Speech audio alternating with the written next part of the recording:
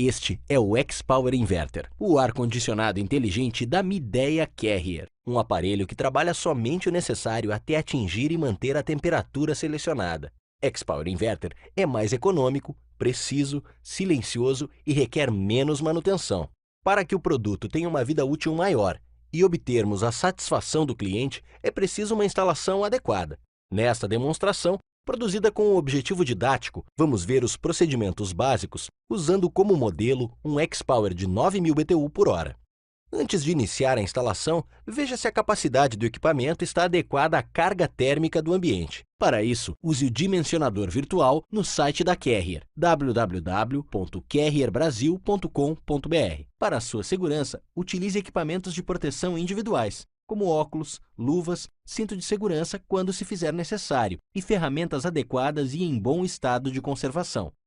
Certifique-se de que haja compatibilidade entre as unidades evaporadora e condensadora, observando os modelos impressos nas etiquetas de identificação das duas unidades. As opções de compatibilidade encontram-se no item Características Técnicas do manual. Confira se a tensão da rede onde os equipamentos serão instalados é compatível com a tensão nominal do equipamento. No manual de instalação, operação e manutenção, você encontra as principais informações que precisa. Use-o sempre que necessário. Em caso de dúvidas, entre em contato com o apoio técnico da Carrier pelos fones 4003-9666 para capitais e regiões metropolitanas e 0800-886-9666 para as outras cidades. Com os aparelhos, acompanham os seguintes acessórios: suporte para instalação na parede junto à evaporadora, 8 parafusos de fixação, dreno e vedante, controle remoto com 2 pilhas, suporte do controle remoto, manual do proprietário, manual de instalação, operação e manutenção. Fixação das unidades. Vamos começar com a condensadora. Ela possui o componente responsável pela troca de calor com o ar externo, chamado de condensador.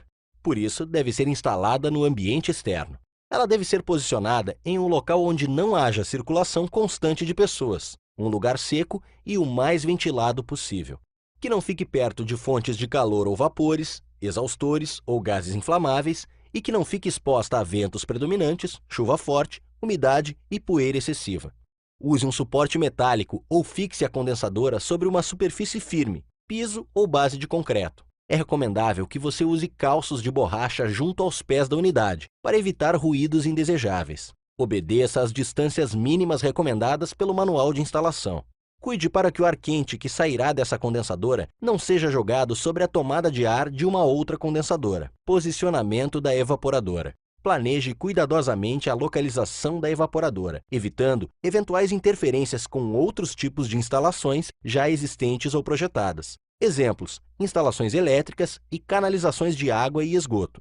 A posição da evaporadora precisa permitir a circulação uniforme do ar em todo o ambiente. Deixe espaço suficiente para os serviços de manutenção ou eventuais reparos. Para garantir a perfeita entrada e saída de ar, respeite os espaços mínimos entre a evaporadora e paredes, teto, piso ou móveis. Posicione o suporte de fixação prevendo a passagem da tubulação de refrigerante, da tubulação de dreno e da interligação elétrica. O manual de instalação traz um desenho com as dimensões que podem ser usadas para posicionar a furação para que ela fique atrás da máquina e não apareça. Ao fixar o suporte na parede do ambiente interno, é preciso cuidar para que fique bem nivelado. Isto evita o risco de vazamento de água na bandeja de condensados da evaporadora. Interligação das unidades, tubulações de refrigerante, elétrica e dreno. É por esta tubulação que o fluido refrigerante vai circular. Você precisa planejar por onde esta tubulação vai passar. É importante lembrar algumas recomendações em relação ao layout da tubulação. Quando a evaporadora estiver em um nível superior à condensadora, é aconselhável elevar a tubulação a um nível superior à evaporadora. Com este cuidado, evitamos um fenômeno chamado migração do líquido, que pode provocar a quebra do compressor. Quanto aos comprimentos, temos o linear e o equivalente. O comprimento linear é a soma dos comprimentos de cada trecho reto. Na instalação do sistema de 9.000 BTU por hora que estamos demonstrando, o comprimento linear, ou real, é de 3,5 metros. Para o cálculo do comprimento equivalente, temos que contar o número de curvas. Nesta instalação, temos 3 curvas. Multiplicamos este número por 0,3. No nosso caso, chegamos a 0,9 metros. Assim, o comprimento equivalente é o resultado do comprimento linear, 3,5 metros, 3,5 metros, mais 0,9 metros, que é igual a 4,4 metros. O desnível da nossa instalação é de 1,6 metros.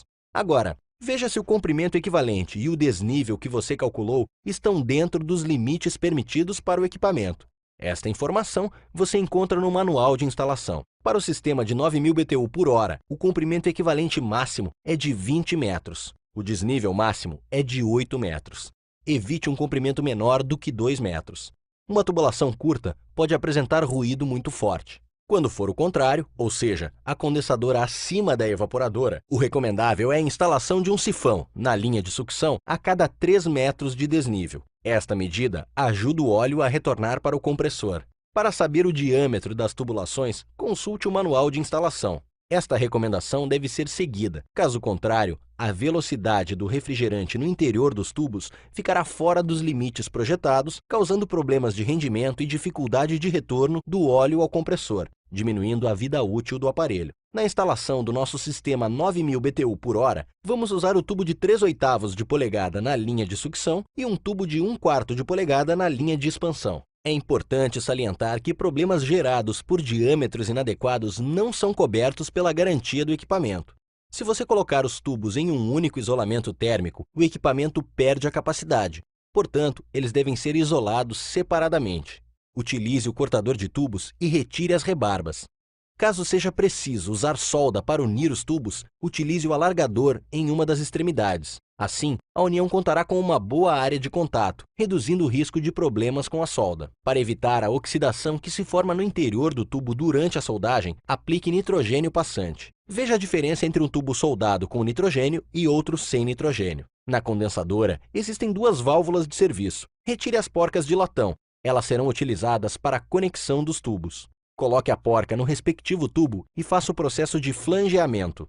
Ao fixar o tubo na prensa do flangeador, deixe uma distância de aproximadamente 2 milímetros da extremidade. Para certificar-se que o flange está bom, observe se ele está cobrindo toda a área cônica da válvula onde o tubo será fixado. Além de cobrir toda a área da válvula, o flange deve passar facilmente pela porca. Conecte o tubo na válvula de serviço. Para fixar a porca, use duas chaves, para dar maior segurança e evitar a movimentação da válvula. Na evaporadora, retire as porcas dos tubos. Posicione os tubos de cobre e a mangueira de dreno de acordo com o lado por onde estes irão passar. Tenha cuidado para não danificar a tubulação durante este movimento. Nas laterais do equipamento, há tampas descartáveis para a passagem dos tubos e a mangueira de dreno. Aqui, em nossa instalação, vamos retirar a lateral esquerda. Para interligar a elétrica das duas unidades, são necessários 4 fios, um de cada cor, sendo 3 de interligação e 1 para o aterramento. Esta informação consta no diagrama de interligação do manual, assim como as recomendações para a seleção dos cabos. Recomendamos a utilização de terminais para a conexão dos cabos elétricos. Para este tipo de equipamento, é fundamental o aterramento correto das unidades. Conecte os cabos na borneira. Faça os flanges nos tubos de interligação. Verifique se o flange cobre a área das conexões. Lembre-se de usar duas chaves para a fixação das conexões. Conecte a mangueira de dreno a uma rede para a saída da água condensada na evaporadora. Não esqueça que a drenagem é por gravidade, por isso, cuidado com o nivelamento da evaporadora e evite que a mangueira fique dobrada ou em um nível acima da bandeja da evaporadora. Para trechos longos, é recomendável que a rede de drenos seja feita em tubulação PVC. Na parte interna, você pode usar uma calha para melhorar o visual da instalação. Faça um teste de drenagem, colocando água na bandeja da evaporadora. Verifique se o escoamento é completo. De acordo com o diagrama, conecte os cabos na borneira da condensadora. Utilize terminais elétricos. Revise as cores dos cabos e a sua posição na borneira. Processo de vácuo. O processo de vácuo é de extrema importância para um bom funcionamento do equipamento. Através dele, os gases incondensáveis, como o ar e o nitrogênio e a umidade, são retirados de dentro da evaporadora e da tubulação. Os gases incondensáveis podem afetar a eficiência do equipamento.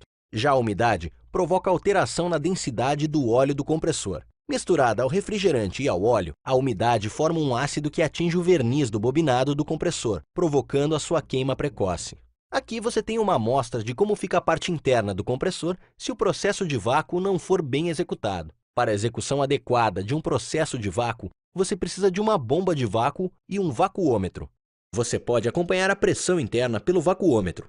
A unidade usada para medir o vácuo é o micrômetro de coluna de mercúrio. Recomendamos que a faixa atingida fique entre 250 a 500 micrômetros. Para você ter certeza que o sistema está livre de gases incondensáveis, umidade e vazamentos, logo que o sistema atingir a faixa recomendada, desligue a bomba de vácuo e continue monitorando a pressão através do vacuômetro. O normal é que logo depois que a bomba for desligada, a pressão suba um pouco, mas com o tempo ela estabiliza. Quando isso acontece, o sistema está estanque e seco. Se a pressão subir e estabilizar em um valor mais alto, isto indica que ainda existem vapores dentro do sistema. Neste caso, volte a ligar a bomba de vácuo. Se após 2 horas a pressão não estabilizar em nenhum ponto, o sistema possui algum tipo de vazamento. Para identificar um ponto de vazamento, utilize nitrogênio. Primeiro, certifique-se de que as válvulas de serviço da condensadora estejam bem fechadas. Instale o manifold conectando o cilindro de nitrogênio ao sistema. Utilize espuma de sabão para identificar o ponto de vazamento. Após a identificação e correção do vazamento, o processo de vácuo deve ser refeito e novamente avaliado. Estando o sistema estanque e seco, a carga de refrigerante pode ser feita. Carga de refrigerante. O X-Power utiliza como refrigerante o R410A, uma mistura que não destrói a camada de ozônio. Alguns cuidados devem ser tomados na sua utilização. Ele não deve ser misturado a outros refrigerantes como o R22. Na instalação, não deve haver resíduo de óleo mineral, pois o R410A somente é miscível com óleo poliéster. As pressões do R410A são 60% superiores às do R22, por isso, a tubulação deve ter a espessura recomendada. Para evitar contaminação, utilize manifold dedicado próprio para R410A, com conexões adequadas. Por ser uma mistura, o R410A deve ser sempre carregado na forma líquida por peso. As unidades condensadoras saem pré-carregadas com refrigerante suficiente para uma tubulação de interligação de até 7,5 metros. Para definirmos a carga, precisamos saber o comprimento linear ou real. Na nossa instalação, temos um comprimento linear de 3,5 metros, menor do que 7,5 metros. Neste caso, não é necessário fazer uma carga adicional. Basta abrir as válvulas de serviço. O refrigerante levará alguns minutos para estabilizar dentro do sistema. Portanto, só ligue o equipamento após 3 minutos da abertura das válvulas. Nos casos em que o comprimento linear ultrapasse os 7,5 metros, você deve calcular o comprimento excedente. O comprimento excedente é o resultado do comprimento linear menos 7,5 metros. Por exemplo, se você tiver a instalação de um equipamento 9.000 BTU/hora com 10 metros de comprimento linear, então você terá 2,5 metros de comprimento excedente. Veja no manual de instalação a carga adicional. Para saber a quantidade de refrigerante que você precisa adicionar, multiplique o comprimento excedente pelo valor disposto na tabela. Pegando o exemplo que acabamos de ver, multiplique 2,5 metros por 20 gramas por metro, ou seja, você deve adicionar 50 gramas de refrigerante. Vamos aos procedimentos para fazer a carga adicional. Conecte a mangueira de serviço do manifold. Purgue as mangueiras do manifold. Pese o cilindro com a carga. Deixe entrar as 50 gramas de refrigerante. Abra as válvulas de serviço. Aguarde 3 minutos para que a pressão estabilize. O equipamento está pronto para funcionar. Testes de funcionamento. A alimentação elétrica deve estar protegida por um disjuntor com a capacidade indicada no manual de instalação. Nos locais onde a alimentação for de 220 volts entre as fases, o disjuntor deve ser bifásico. É importante que ele esteja devidamente identificado. Para equipamentos com tensão nominal de 220 volts, o mínimo deve ser de 198 volts e o máximo de 242 volts. Se a tensão não estiver dentro destes limites, o equipamento não deve ser ligado. Ao ligar o equipamento, acerte a temperatura desejada. Quando o compressor começar a funcionar, verifique se não há ruído excessivo. Confira o rendimento medindo a temperatura do ar na entrada e saída do equipamento. Faça este teste depois de 20 minutos de funcionamento. A diferença entre estes dois valores deve estar entre 8 e 12 graus Celsius. O cliente deve ser orientado sobre a forma correta de utilizar o equipamento. Explique que o equipamento possui a função autodiagnóstico, que ajuda a identificar eventuais problemas.